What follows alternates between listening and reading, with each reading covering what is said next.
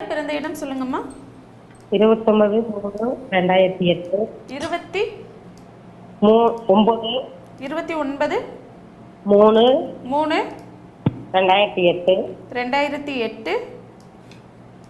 பிறந்த நேரம் கோயம்புத்தூர். பிறந்த நேரம் காலை 5:01. காலையில் 5:01. 5:01 AM. 5:09 1. கோயம்புத்தூர் தானம்மா பிறந்த இடம்? ஆமாங்க, ஆமாங்க, கோயம்புத்தூர் தாங்க. ராசி நட்சத்திரம் லக்னம் சொல்லுங்க. தனுசு ராசி மூல நட்சத்திரம் கும்ப லக்னம். தனுசு ராசி மூல நட்சத்திரம் கும்ப லக்னமா? என்ன கேள்வி கேட்கணுமா? படிப்பை பத்தி கேட்கணுங்க. ஏமா தம்பிக்கு இப்ப சுக்கிர திசை நடக்குது. தம்பிக்கு இப்ப சுக்கிர திசையில சனி புக்தி போய்கிட்டு இருக்கு. ஆமாங்க. இந்த சுக்கிர திசை அப்படி ஒன்றும் பெரிய நல்லதுகளை செய்யாது. சனி பார்வையில் இருக்கிறார். ஆமாங்க. ஜாதகம் கொஞ்சம் யோக ஜாதகம். தம்பி படிக்கல இப்ப. ஆமாங்க குருஜி, ஃபெயில் ஆயிட்டா 12th. ஆனா 12th ஃபெயில் ஆயிட்டாரா? சொன்னா தம்பி படிக்கல. ஏன்னா இந்த கும்ப லக்னத்தை சனி பார்த்துட்டாலே அந்த சனி புக்தி விளங்காது. சுக்கிரன் வேற ராகு கேதுக்களோட இந்த பாருங்கம்மா, ஒரு பாவத்துவமான கிரகம் இயல்பான நல்ல பலனை செய்யாது. சுக்கிரன் தான் இவருக்கு ராஜயோகாதிபதி. லக்னத்திலேயே சுக்கிரன் இருந்து ராகுவோட சேர்ந்து சனியின் பார்வையில் இருக்கிறாரா? ஆமாங்க குருஜி. அப்ப அந்த அமைப்புல என்ன ஆகும்? சுக்கிர திசை ஃபுல்லா இவர் படிக்கிறதை தவிர மற்ற எல்லா வேலையும் செஞ்சுக்கிட்டு இருப்பார். ஆமாங்க குருஜி, படிப்பு ஒண்ணு சுத்தமாவே 18 வயசு ஆயிடுச்சு. ஆமாங்க. சுக்கிர திசை கொடுக்க வேண்டிய சில விஷயங்களை கொடுக்கும். வேண்டாம், ஏற்கனவே நொந்து போயிருக்கிறீங்க அம்மா, சில விஷயங்களை சொல்ல வேண்டாம்னு நினைக்கிறேன். ரொம்ப வீட்டுல ரொம்ப கஷ்டத்துலதான் இருக்கிறாங்க. எந்த நேரமும் போன்ல இருக்கிறாரா? பேசிட்டு இருக்கிறாங்க.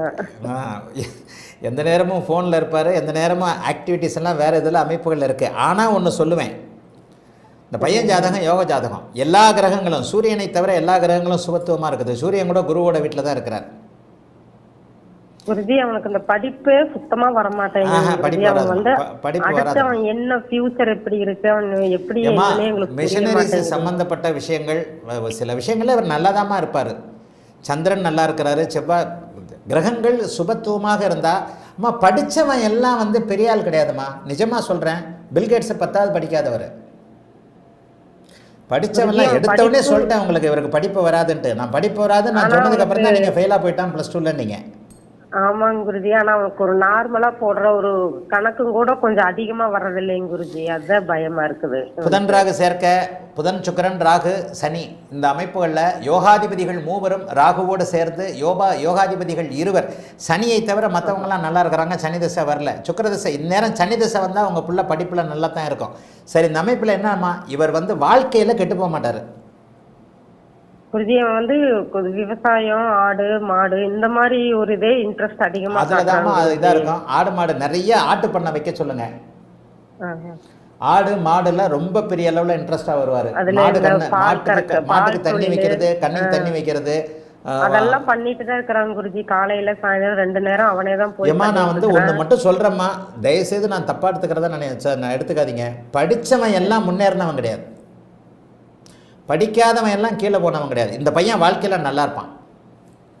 ஆனா நாங்க வந்து அடுத்து +2 வந்து ரீ எக்ஸாம் எழுத சொல்றோம் குருஜி, போக மாட்டேங்கிறேன். அதாவது டிப்ளமோ மாதிரி ஏதாவது சேர்த்து விடுறோம், 2 வருஷத்துக்கு போன்னு சொல்றோம், அதுக்கும் மாட்டேன்னு சொல்றாங்க. நீங்க சொன்னீங்கன்னா போவாருமா. அப்படியே அந்த காலேஜ் வாசல், அந்த டிப்ளமா காலேஜ் வாசல் இருக்குல்ல, அது வரைக்கும் போவாரு. அல்லது நீங்க கொண்டு இறக்கி விட்டீங்கன்னா உள்ள நுழைஞ்சு பின்னாடி ஒரு வாசல் இருக்கும் பாருங்க, அந்த வாசல் வழியா வெளியே விடுவார். அதான் அடுத்து எனக்கு பயமா இருக்குதுங்க குருஜி, என்ன பண்றதுன்னே தெரியல. நான் வந்து உறுதியா சொல்றேன், எல்லா கிரகங்களும் சுபத்தன்மையோடு இருந்து சூரிய சந்திர தசைகள் கூட குருவின் தொடர்போட இருக்கிறனால இவனுக்கு சந்திர தசை கூட நல்லா இருக்கும். இவனுக்கு கல்வி அமைப்பு கிடையவே கிடையாது. ஆனா இவன் பணக்காரன், தொழில பெரிய ஆளா முன்னேறவன். இவனுக்கு சனி வந்து எல்லா கிரகங்களோடையும் சேர்ந்திருக்கு. ஆனால் சனியுடைய தொழில்கள் 2ஆம் நிலை சுபத்துவமாகத்தான் செயல்படும். ஒருவேளை இந்த அமைப்பின் அடிப்படையில் ஒன்று புதனுடைய அமைப்பு அல்லது செவ்வாயுடைய அமைப்பு. இந்த இடத்துல புதனும் அடிபட்டு போச்சு. அப்போ செவ்வாய் சனி சார்ந்த தொழில்களில் வருவார். செம்மண் பூமியாமா உங்க பகுதி? ஆமாங்க, செம்மண் பூமி தானா? ஆமாங்க. உங்க அம்மா நீங்க வேற வேர்க்கல்ல போடுறது, தென்னை மரம், அது இதுல எல்லாம் பெரிய ஆளா வருவாருமா இவரு. அதான். ஆனா அதுலயும் விவசாயத்துல இப்ப போர் போட்டு எல்லா ஃபேமிலியே கொஞ்சம் ரொம்ப கஷ்டத்துலதான் இருக்குது. இப்போ கஷ்டத்தில் தான் இருக்கும். அதெல்லாம் உங்கள் ஜாதகம், நீங்கள் கேட்குறது உங்கள் பையன் ஜாதகம். இந்த பையன் செம்மண் பகுதி விவசாய அமைப்புகளில், வேர்க்கடலை போன்ற அமைப்புகளில் இவர் பெரிய ஆளாக வருவார்மா. இவர் படிக்கலை அப்படிங்கிறத பற்றி கவலைப்படாதீங்க. உண்மையை சொல்கிறேன். ஆனால் உங்களுக்கு மனசு ஒரு மாதிரியாக இருக்கும். ஏன்னா நம்ம எல்லாருமே ஒரு மாதிரியான எண்ணங்களில் இருக்கோம். என்ஜினியர் தான் பெரிய ஆள், எம்பிபிஎஸ் படிச்சுட்டா பெரிய ஆள்னு. 30,000 ரூபாய் சம்பளம் வாங்குகிற எம்பிபிஎஸ் டாக்டரே எனக்கு நல்லா தெரியும். ஆனால் இந்த பையன் எதிர்காலத்தில் இன்னும் 16 வருடங்கள் கழித்து, இப்போவே அவனுக்கு 18 வயசு தான், 34 வயதிற்கு பிறகு செவ்வாய் தசை ராகு தசையெல்லாம் அவனுக்கு தூள் கிளப்போம்.